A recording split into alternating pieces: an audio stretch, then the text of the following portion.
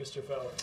Thanks, Robert. I wanted to ask about the meeting with Republican leadership and then something on Egypt, too, please.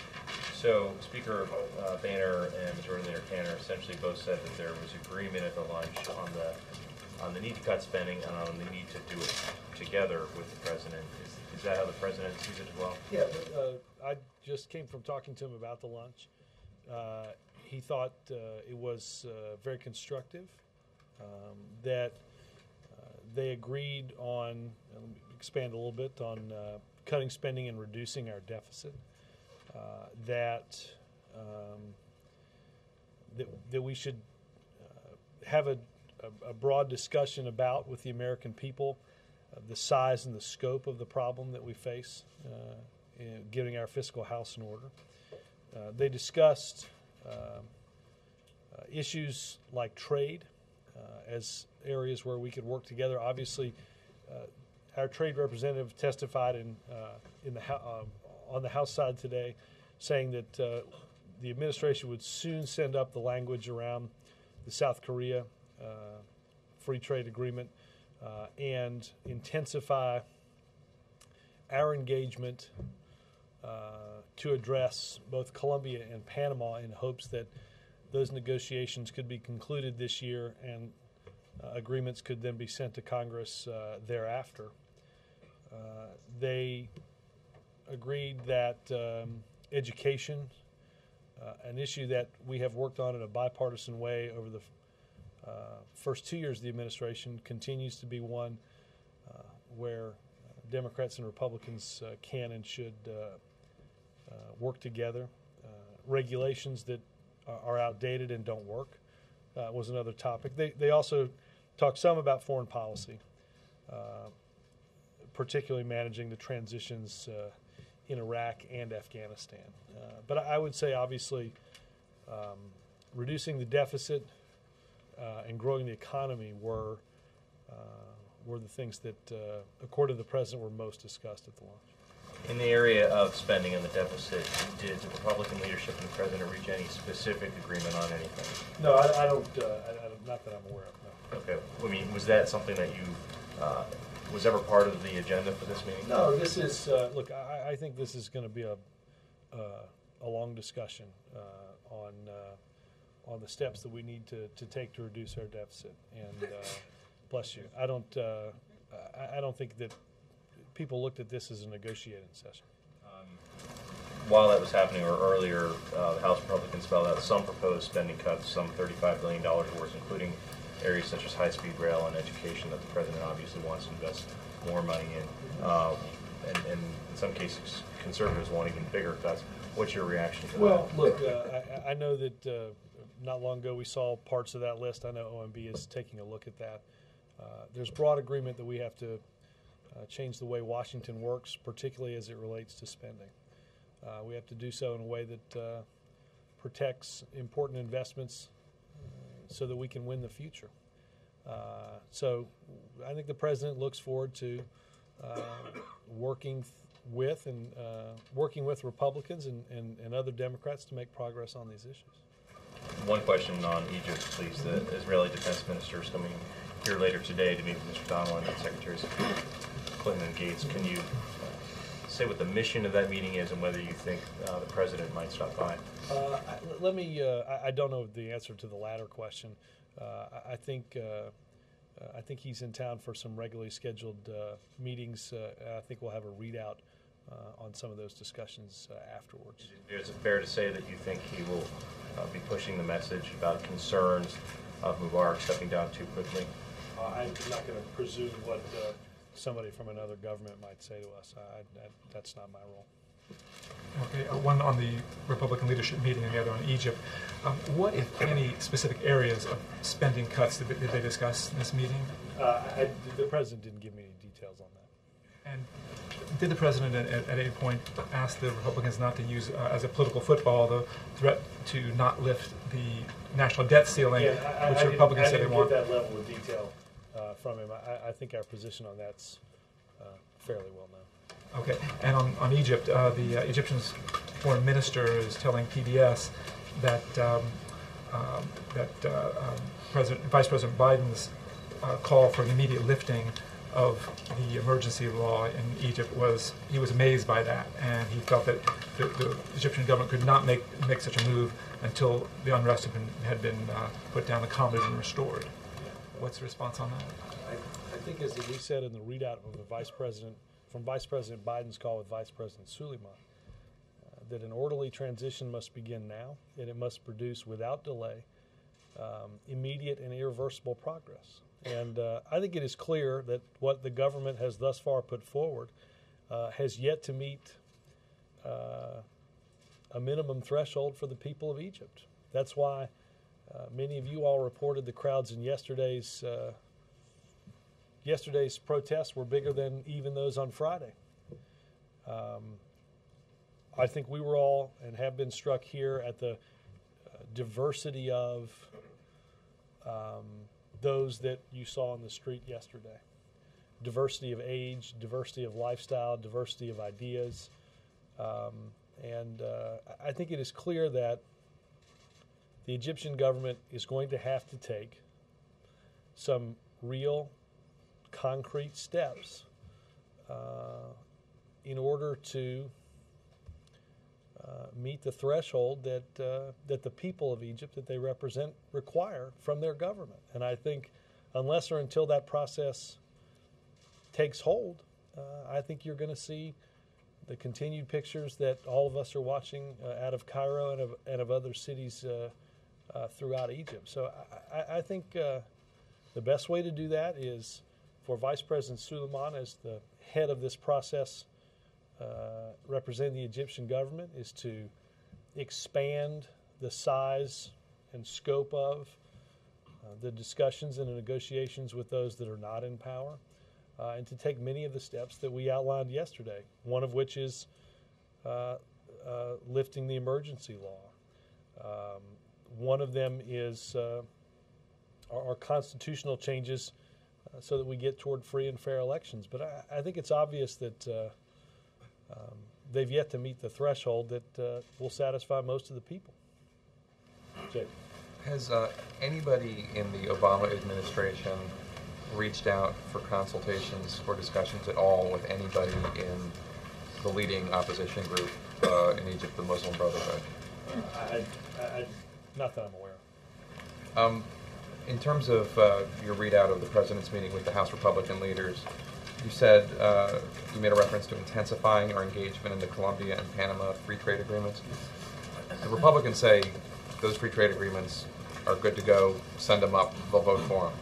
What do you mean when you say intensify our engagement? I think there are some, and as Ambassador Kirk said today, there are some outstanding issues.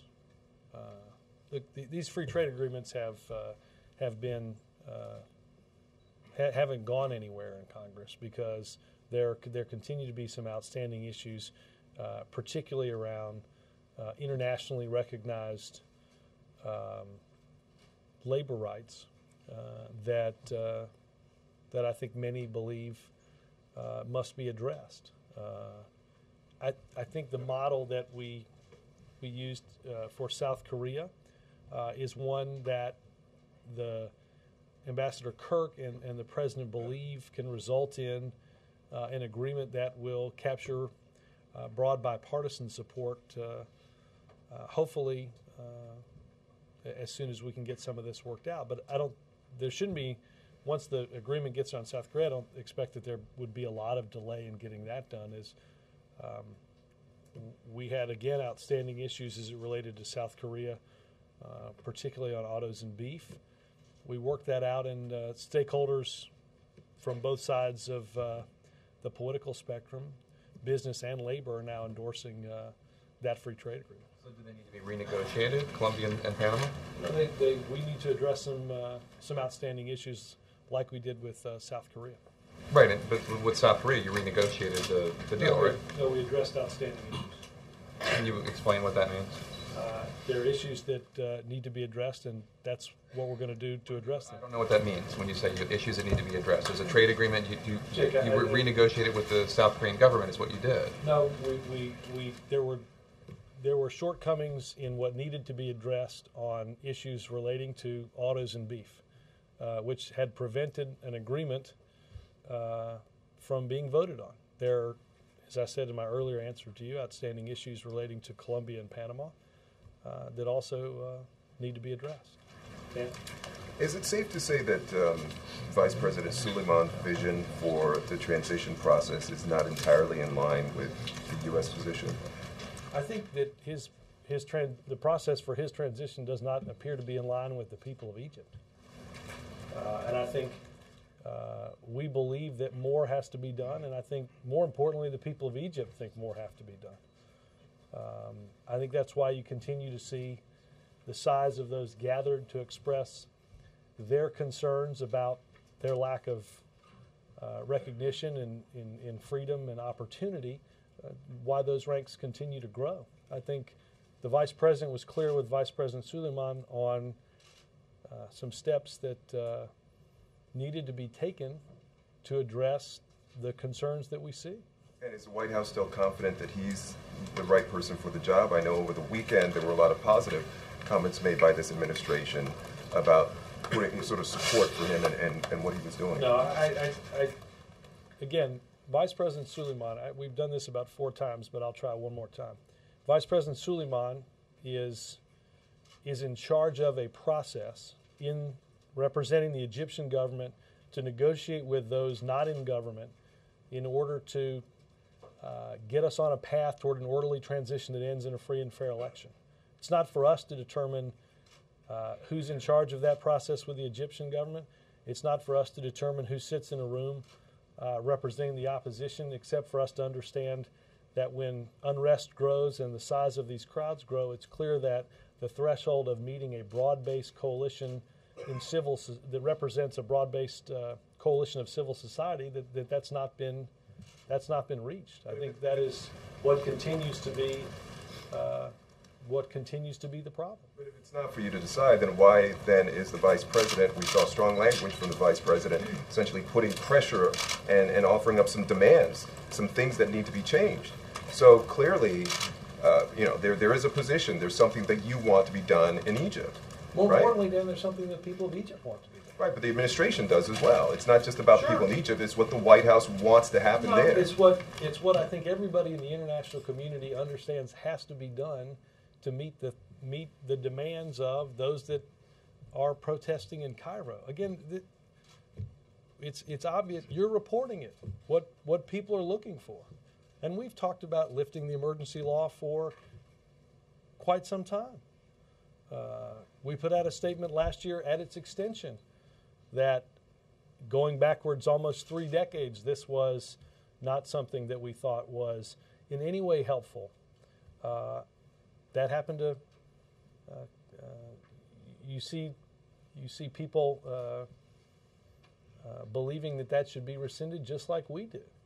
But again, it is not for us to determine the outcome. It's not for us to determine all of those participants. The participants on the government side is Vice President Suleiman. That's why the Vice President of our country has talked to him about broadening this process, quickening the pace of this process. Because again, what we see happening on the streets of Cairo is not altogether surprising when you understand the lack of steps that the government has taken to address their concerns. I mean, I think that's what we see happening. And does the White House feel that it has a full understanding of all of those participants and what their motives are? Again, it's not for us to determine, Dan. It's not. We're not going to pick which 7 people represent Egypt. I'm not saying picking that. I'm saying No, do you have an understanding? In fact, you are. No, I'm saying that was inherent. No. What I said was, do you think that you have a full understanding of all of these players and what their motives are? I'm not saying whether or not you're supporting them or picking them. Do you think you have a good understanding of? I think this is something for the Egyptians to work out. I think what you saw yesterday was a very broad coalition, represented a very broad coalition of grievances and concerns by the Egyptian people. Again, one of them, I think somebody that stirred a lot of passion yesterday was somebody who works for a Silicon Valley company. I think, again, that there is a broad a broad array of, you saw families, you saw older people bring their children, you saw there's a broad cross-section of the Egyptian society that seeks the types of freedoms that many have sought for quite some time. And the government is going to have to be responsive to those concerns. And if not, you're going to see, as I think everyone anticipates, the size of these protests, certainly as we get to Friday, get bigger and bigger. Chip? Yeah, Robert, we've talked about Suleiman, but I just wanted some of his quotes recently are, there will be no ending of the, yesterday and today, there will be no ending of the regime. We absolutely do not tolerate it, meaning the civil disobedience. We cannot bear this situation for a long time, and we must end this crisis as soon as possible. People on the ground there say they think what he's threatening is a violent crackdown if these protests don't end. Do you agree? I think first and foremost we would reiterate, and we have at every discussion that we've had at all levels of the Egyptian government, that the demands of those protesting cannot be addressed with violence and should not. I think, Chip, if you layer what the government of Egypt is saying, if you put that on one side of the ledger, and then on the other side of the ledger you put a growing number of people out seeking redress of those grievances, then you understand that what he's saying is not assuaging the concerns of those in protest, and they're going to have to do more. It's clear. That's exactly why some on the Hill today, some former State Department officials said it's conceivable we're moving toward a Tiananmen Square situation because the tough rhetoric is increasing from Suleiman in spite of Vice President Biden's call, and the protesters are getting tougher on their side by increasing the size of the crowd and having stronger statements about Mubarak having to go. I do not think anybody believes, and I don't think anybody wants in this government that believes that. Well, I'm not a spokesperson for their government, Chip, but I think our strong belief is that the process, again, I think that if the process is expanded, if a broader group of those not in government take part in this process, it's clear that the government is going to have to do some changing, some immediate and some irreversible change. And I think that could mean a crackdown in the eyes of Suleiman. Well, again, Chip, I would simply reiterate, as we have said from the very outset of this, that we strongly condemn any violence that we've seen. That is not in any way going to meet the concerns of those that you see in the streets. Your message today is very consistent with yesterday's, but I try. First, Vice President Biden had that call and put out the press release yesterday in which he said that he had called on Suleiman to end the arrests and the harassments and the beating, immediately rescind the emergency law, broaden participation in the dialogue, and invite the opposition to participate in discussions on a timetable and such. But if anything, from his statements of yesterday and today, he's moving in the opposite direction. So isn't it time for the White House to ratchet up the pressure, do something else? And the crowds are getting bigger. But what about the White House response? If you're saying you need to do X, Y, and Z, and he's moving in the opposite direction, doesn't the White House need to do something else? I think what the White House can do we're not in charge of, and we can't. We're not going to be able to force them to do anything. But I think if Vice President Suleiman continues to pepper his statements with, as he had 2 days before, and Cheryl asked me about, that we're not ready to move toward democracy, we're not going to see anything change. It is clear, as the President has said, that Egypt is not going back to where it was.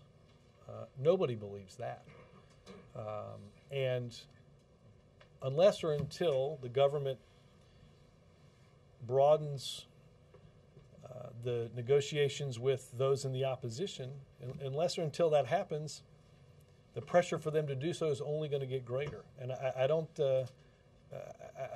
I think if there's some notion on the government side that you can put the genie back in this bottle, I think that's gone a long time ago. And quite frankly, we saw, Chip, what happened in the middle of last week when violence was entered into this equation, which is why the Prime Minister came out the next day and talked about what a fatal error that had been. And I don't think that nobody here believes that the grievances are going to be met with a violent, that the grievances will be dealt with through a violent response in a way that helps move toward change. Has the administration said to Suleiman that if there is violence again, then we will cut the aid package? Well, we have been clear from the beginning of this that we will evaluate their responses to and their level of restraint will be evaluated as we make decisions on our aid. So on aid, it's still the same answer as it was 2 weeks ago. We are watching quite closely to see what those responses are, and the response of the government will determine what that aid looks like. Does the White House have a timetable for getting these free trade deals done? Well, I mean, obviously, I think Ambassador Kirk said today that our hope is to get South Korea done in the first half through Congress in the first half of this year, and it is our hope that we can resolve outstanding issues with Colombia and Panama this year, and then move language to the Hill soon thereafter. Any thoughts on Senator Webb's announced retirement and impact it may have on 2012? Well, I think the President had an opportunity to talk with Senator Webb earlier in the morning and thanked him for, yet again, for the service that he has displayed on behalf of his country. Obviously, the impacts that he's had on things like veterans through a post 9/11 GI Bill represent his mark on this country and the people that have served it. I think Virginia is going to be a very competitive state in as it was last time in both presidential and Senate elections. You're going to run? I wouldn't serve if I was appointed. Who called who? You know? I'm sorry, Senator Webb. I think the president called Senator Webb, but I think that was Before he yeah, made before it public. Yeah. So they're giving you a heads up. Yes. Are you done? I didn't. Go I didn't ahead. interrupt you. After you, Joe. No. Do you have any more? Bipartisanship. I'm in between networks. Please note the groan. Yeah, I know. Exactly. Please put groan on Exactly. the transcript. Not laughter. Groan. Mr. Samuel, I'm going to see Mr. Samuel. Makes groan, makes laughter. Go ahead, then. Somebody say something. If it was No not one's got his point out. a negotiating, I know, Miller won't let it last very long. If it was not a negotiating session, what was it today? Well, I think What was this lunch about? No, I think as I said yesterday, and as the president said at the end of last year, we needed to do a better job in reaching out. And look, I think we saw what happened in the lame duck session of Congress. That when we can sit around a table and talk about what we agree on and what common ground is there, that we can get things done on behalf of the American people. So I think this was an opportunity to listen to each other and to figure out where that common ground is. Check out what Vinny done. Is it a common ground that you guys both agreed you didn't talk about? I don't know if that came out of the lunch on their side. I know that that's what that's what the president said in a room of both representatives of the House and the Senate last year that he needed to do better, and we're resolved to do that. I want to follow up. It was pretty remarkable the position you guys laid out in the Reed House, the Vice President's call to Vice President Suleiman. Putting our policy out there in public, of what we consider acceptable as the United States government. So, even if you're not going to tell us what the consequences are, did Vice President Biden make it clear to Vice President Suwan there are consequences in the U.S. relationship in some form or another if this policy isn't met? Again, Chuck, I think the greatest consequences are continued the continued protests that we see and the increase in the size of those protests. I think, as you heard the president say very early on in this, that every government has an obligation to represent its people, and I think that while some had thought, and I don't, maybe we can wait this out, maybe we can set up some committees and some commissions and life will return to normal. I think that's largely been answered by a greater number of people representing a greater cross-section of Egyptian society who've come out seeking their grievances to be addressed. And I think those are not likely to dissipate until the government takes some genuine steps, some of which we outlined. But only they can solve this problem. Only the government of Egypt can enter into a serious process here. Again, I have no doubt that as we get farther and farther into this week, you're going to see more and more of that. Secretary Napolitano testified this morning in front of the Substance Committee, and he said, in no uncertain terms, that Al-Aqwi and Yemen is the clearest threat, terrorist threat to the United States, and a bigger threat than Osama bin Laden, or anything coming out of Afghanistan and Pakistan. Are we pursuing a new policy in terms of Yemen? Does this alter our Afghanistan policy? If the number one threat to the United States is now Yemen, the question a lot of Americans may ask is then why is there so many troops in Afghanistan? Well, let's understand that one of the reasons why, as you heard the president say in the State of the Union, one of the reasons why the breadth of a type of attack that we saw September 11th of 2001, why that is harder to take place today is because of the fact that in Afghanistan and in Pakistan, the leadership of Al-Qaeda is under the greatest pressure that it has seen since September 11th. We came in and to be honest, we, as we had said during the campaign, we did not think the central front for Al-Qaeda was in Iraq, that we believed it was in Afghanistan and Pakistan, and we shifted our resources accordingly.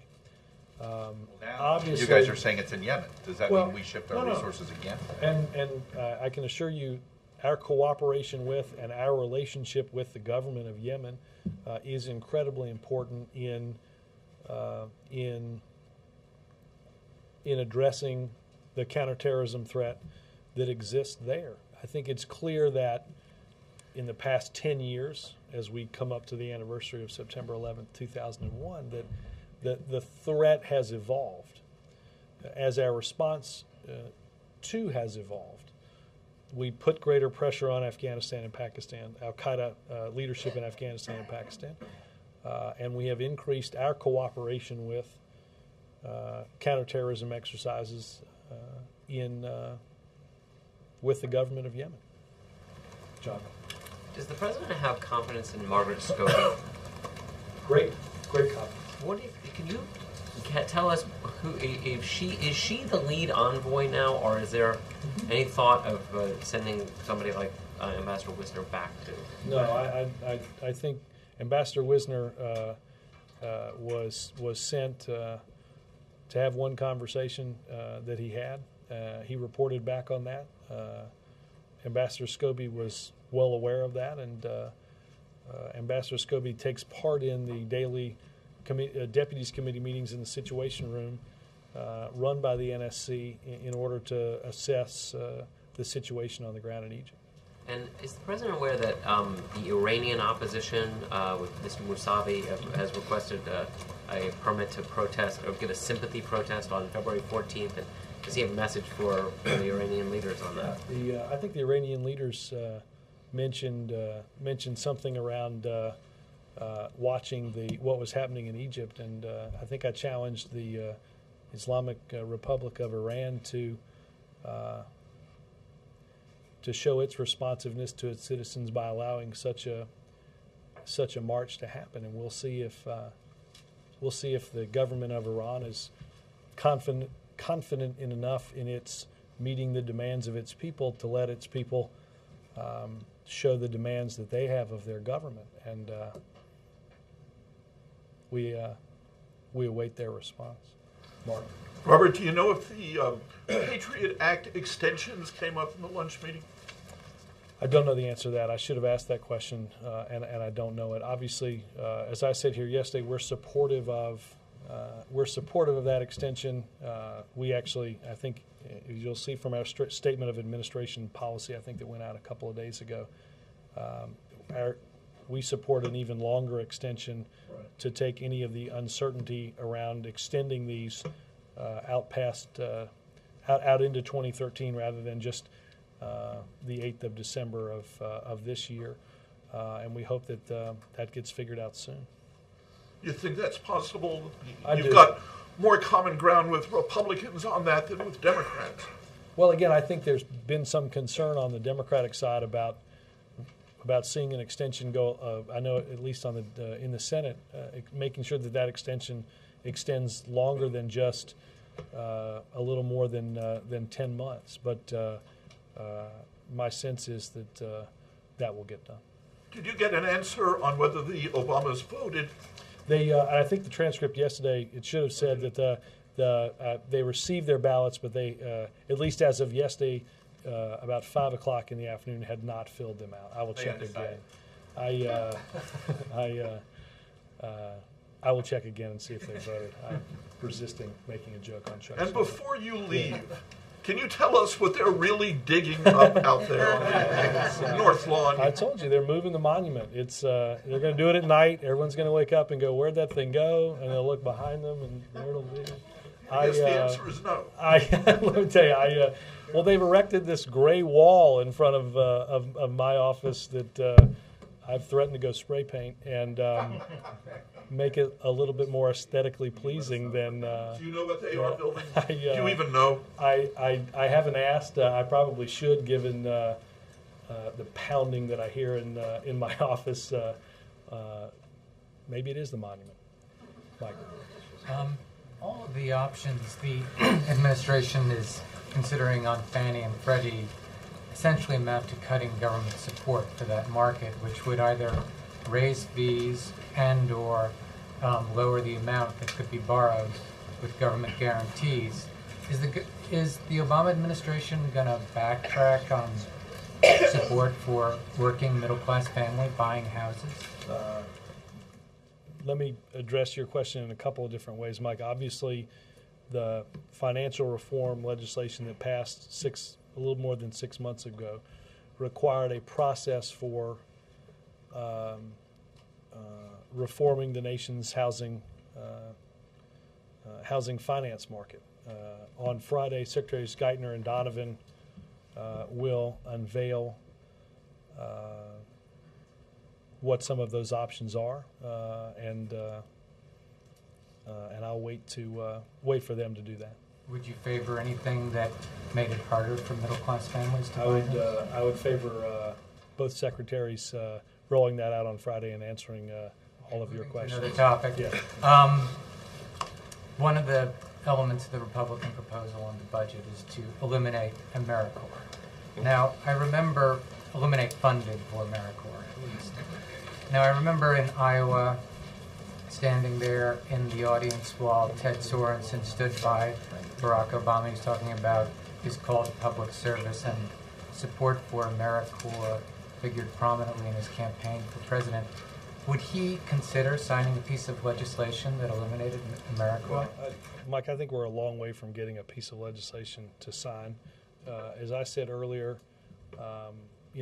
we look forward to seeing what Republicans have put out. You will see on Monday what the president puts out in a budget that over the course of the next 5 years will freeze spending levels, resulting in cuts of about $400 billion and rolling us back to a spending level as a percentage of our economy that we haven't seen since Eisenhower was president. I think we all agree that spending has to be reduced. And I think we're going to spend a lot of time in the next several months working to see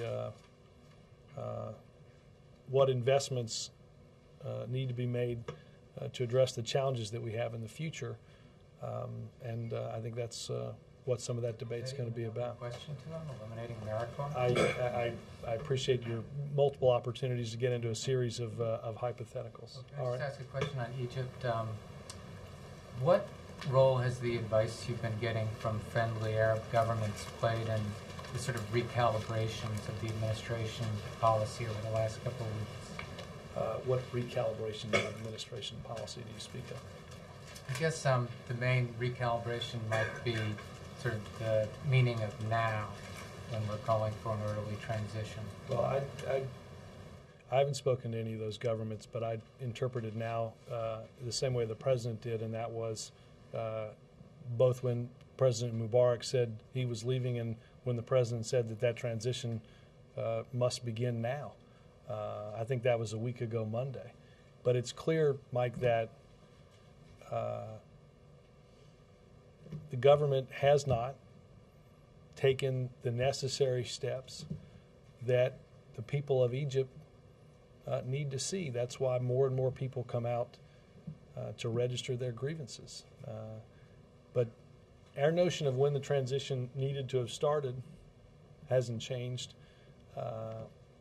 What the people of Egypt seek in those grievances hasn't changed. What has to change is the posture of the government in addressing what the people of Egypt need to see. All right. Was there much staff in the lunch? Was it just the four principals? I believe it was on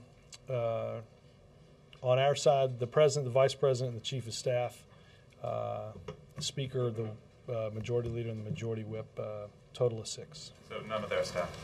Not that I'm aware of, no. And the Associated Press came out with an investigation showing that several different CIA officials who were involved in some of the worst abuses during the Bush administration and even some incidents in this administration have been promoted to leadership positions and consistently not disciplined. Is the president comfortable with the system of discipline and accountability within the CIA?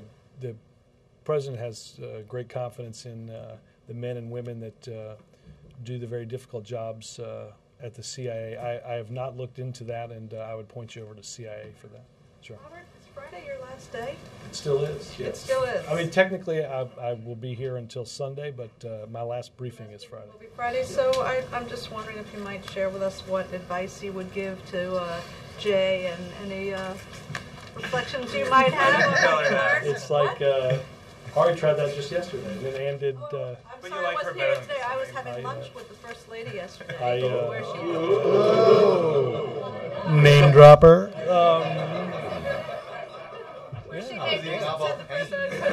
I had lunch with Amy Brundage in my office, so I got ready to answer Ari and Ann's questions. Well, since I missed it, you apparently didn't answer it yesterday. How about today? I did answer Ann's. I didn't answer Ari's, awkwardly. Just keep asking. Right. As I said, look, I'm not going to give you everything that I've talked to Jay about for a whole host of reasons, much as I'm sure you all have talked about what Jay's going to bring and aren't discussing those with myself and Jay. But look, the advice I have for him is I think advice that I got from people like Marlon Fitzwater and others who have done this job so well, and that is obviously first and foremost, regardless of what you know and what you're asked, your solemn obligation is to always tell the truth. And while that may seem readily obvious, obviously in the past it's not always been the case.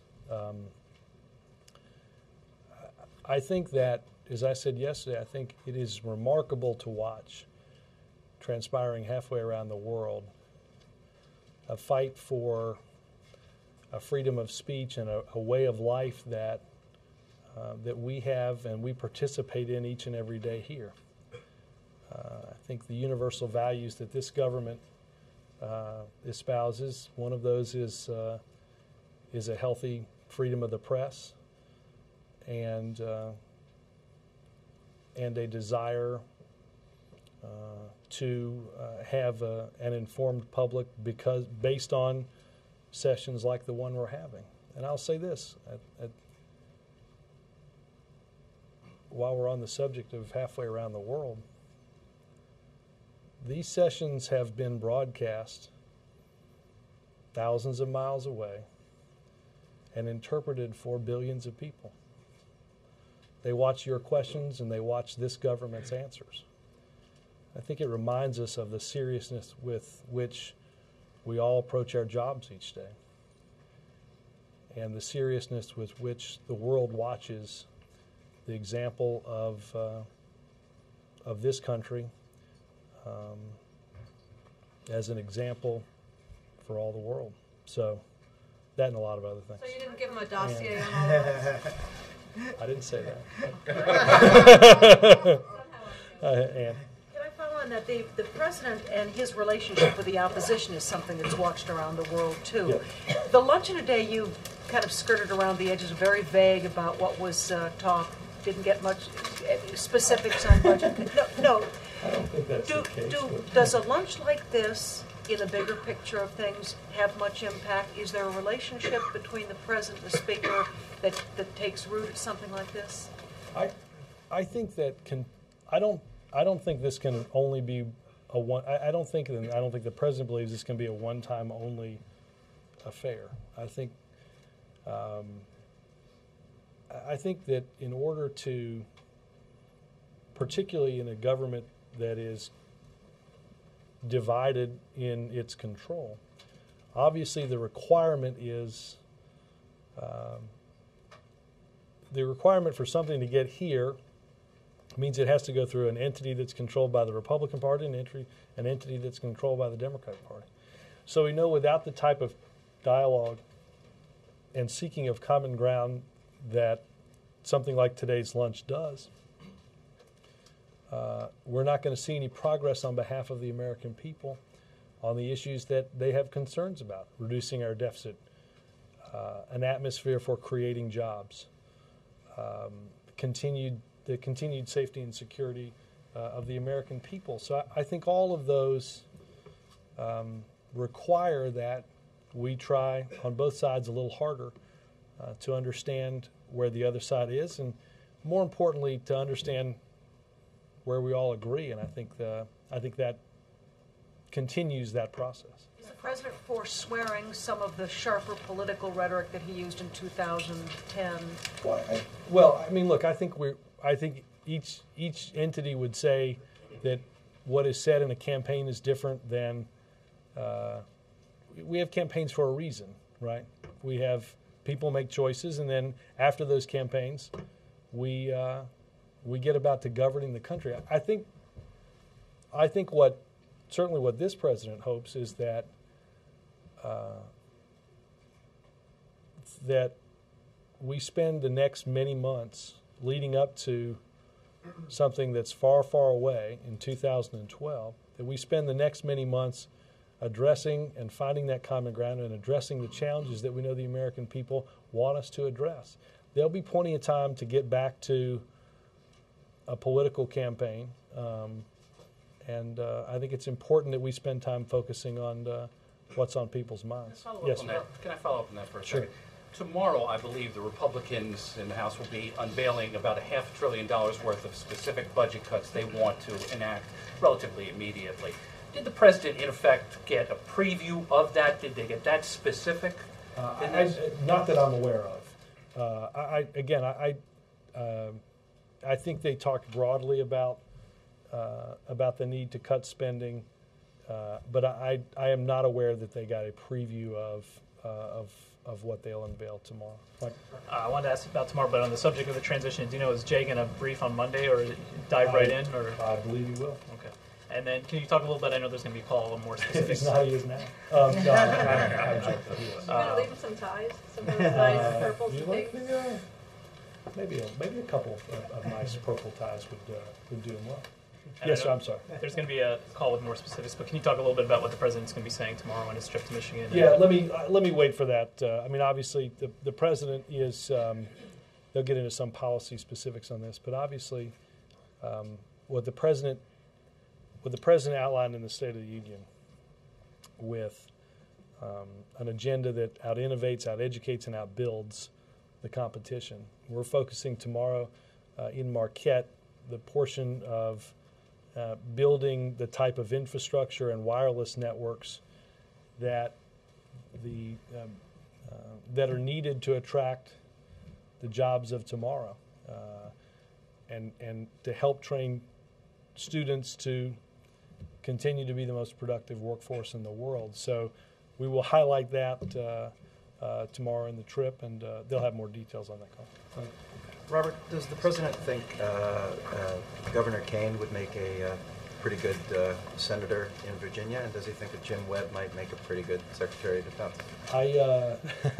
I should answer both those questions on Monday. No, look. Without getting into who would be a good candidate for either one of those jobs, obviously, I think Senator Webb has great experience. I mentioned his continued service to this country, and obviously his service in the Navy has been important. And obviously, I think, look, I particularly somebody like Governor Kane was the governor of the state or Commonwealth that I'm from, and I think did a terrific job as governor and is doing a terrific job as the chairman of the DNC. And one other quick question. The president obviously watches you. I presume he watches you when you're doing these things. Has he ever, what was the most interesting piece of advice or observation he had after observing one of these? No, I can't recall necessarily that. I mean, look, I will say this, Glenn. I think one of the things that I think will continue, not just with Jay, but press secretaries that come after, is the type of important access that each individual has and needs to do the type of job that you do. Each of the last several days, particularly, I've gone to talk to him about Egypt, and to talk to him about what our continued public messaging has to be. And I know that Jay will enjoy the same type of access that I've had and that others before me have had, being able to go in and get from the president his thoughts directly. And I think that will be a great benefit to you. Robert, I asked you a question. I can't say it like I know Ari. Ari is like, thank you. Thank you, Ari. It's literally April's voice and it's your head, and it freaks me out. Cheryl, right now. Okay. Yeah.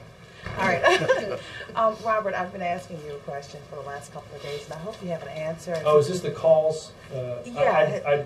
Am I going to get this by Friday? I will get this for you tonight. I went in to ask him about voting, and I got the answer, and I came back, and about 15 minutes later, I went to try to get the second answer, and he had gone to have dinner with the girls, and I did not get an answer. I will get that as soon as I get out. Thank you. Yep. And I look forward to getting it for Friday. Now, also, on budget cuts, Jack Lew says that $350 million will be cut for the community service block grants. What do you say to the core and grassroots communities that benefit from these community block grants, as they also supported this president when he was then candidate Obama, as they believed he felt their pain? Well, he does understand the importance that the importance of this funding, but as Jack Lew said in his op-ed, and as the president and Jack have talked about in the construction of the budget, We have reached a point where we have to do something about what we take in and what we spend and the great divergence in those two numbers. And that this process is not going to be an easy one. It means that on each side we're going to have to give a little on things that are even that are greatly important to us. And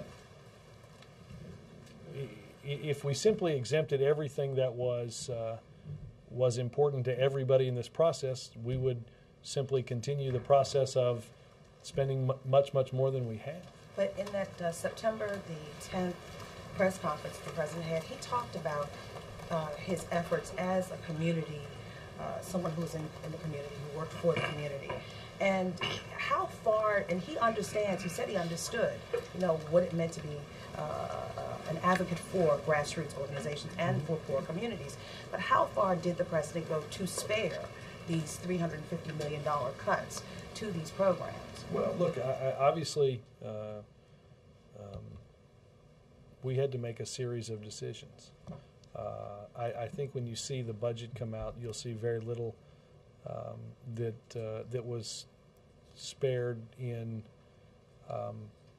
the tough decisions that had to be made to construct a budget that gets us back on a path toward fiscal responsibility. It's not that he doesn't care about the grassroots. It's that all of these decisions are going to be tough, and quite frankly, all the easy decisions have been made.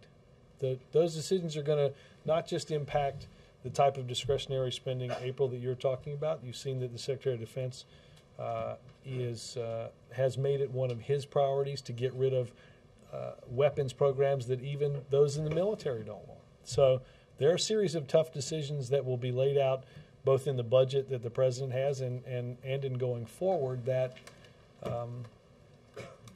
that even make changes to things that we believe are priorities. Yes, sir. Thank you, Robert. I have two questions, brief ones, one on American politics, one on Egypt. We know what you think of Chairman Kaine. Since his conversation with Senator Webb, has the president had a phone conversation with Chairman Kaine or former Congressman Perillo? Not that I'm aware of on either one. I will double check, but so when I came out here, he had not spoken with either one of those. No. All right. And regarding Egypt right now, we all know very much about the conversations the Vice President has with Vice President Suleiman. Mm-hmm. You've spoken of contacts with other levels of government. Is the administration in touch with Dr. El-Fardi or with the former Egyptian foreign minister, who sounds increasingly like a candidate for president? I know that, let me check and see if the embassy has any more guidance. I know that the embassy reached out and talked with Mr. El-Baradei. I want to say sometime, a lot of days run together, I think sometime early last week. Let me see if I can get a better sense of when that date was and whether we've had other contact with each of those individuals. Yeah. Yes, ma'am. Yes. On Egypt, you've said several times in this briefing that the discussions need to be broadened out between the vice president and opposition groups. Yeah. Well, some of these opposition groups, particularly the young people who've been leading the movement, don't want to meet with Vice President Suleiman until Mubarak is gone. What is your message to them? Well, look, I think, as I've talked about before, if one side is unwilling to do anything in terms of change, and one side is not willing to meet until that side takes up all the change, you're going to find yourself in an intractable position. I think it is incumbent upon each side to play an important and constructive role. From the side of the government, we have, I think, very clearly laid out the steps, both in broadening those that are being talked to and in the steps that they should take on a path towards, on an orderly transition path towards free and fair elections. I think the opposition also has to come up with a whole host of those in the opposition need to come up with a path forward as well. I think that conversation and those negotiations have got to take place, or or we're going to find ourselves in a largely intractable position. Yes. I have a follow-up on that. Go there, and then I'll go to you, Lauren. Thank you, Robert. On Egypt again, I just came back from Cairo, and we don't hear them as much or hear about them as much, but there are major pro-Mubarak demonstrations, and you could hear more and more from the first days to the last days, people screaming, U.S., stay out of this. And so to which point is the administration worried that by supporting too openly the pro-democracy movement, it will fuel more dangerous anti-American sentiments? Again, this is not for us to decide or determine, and I don't think that I think what we see happening is what we see in terms of the growing number of crowds, people protesting, the demands of which can only be met by the government. They can't be met by us, and they can't. We can't, quite frankly, compel any of the government to, well, just take this step. That's not for us to determine, quite frankly, as I've said before. We can't provide the definition of what those freedoms look like for the Egyptian people. So I think you've heard us say from the very beginning of this that these are challenges that can only be solved by the people in Egypt on both sides of this. That has been our posture the entire time, and that will continue to be our posture. What's the message of this administration to the young people in Egypt demonstrating in the street? According to reporters, some of them have bans saying, yes, we can too, we're ready to die for democracy. What do you want to tell them? Well, what I want to tell them is, I think as the President said in his remarks after President Mubarak stepped down, that we hear your call for and respect your call for the universal rights that we've advocated that the government of Egypt pursue. And that it is clear to all of those that watch that unless or until progress is made, it's not likely that any of those crowds are going away. I think that's why it's incumbent that the government of Egypt, without delay, proceed in a process that provides the sort of immediate, irreversible progress that Vice President Biden talked about yesterday. Tommy? Thanks, Robert. I have two quick questions. First of all, on Egypt, over the weekend, Sarah Palin said of the administration's response, we need to know what it is that America stands for, so we know who it is America stands with. I'm wondering, do you think that's sort of a dog whistle to the birthers, and is that the president's Americanness? Tommy, I said to, I think Dan asked me this question on Monday. No, I'm sorry. Fair enough. I'm sorry. Let me rephrase that. Let me rephrase that. That Dan had asked me to respond to Sarah Palin. I think my response was that after having read what she said several times, it was hard for me to discern what she particularly was saying. So therefore, I didn't really have an immediate reaction to, nor do I have, upon reflection, any either greater understanding as to what she said or reaction to it. I mean, she seems to be questioning the president's Americanness. That you don't have a reaction, or like do you agree with that? Or I read that answer probably 4 times and still don't know what she said. Thanks, guys. He was getting ready to stay, too. Oh, I'm sorry. You're right. Webb was I'm sorry, Secretary of the Navy, but obviously a Marine. Sorry. Thank you.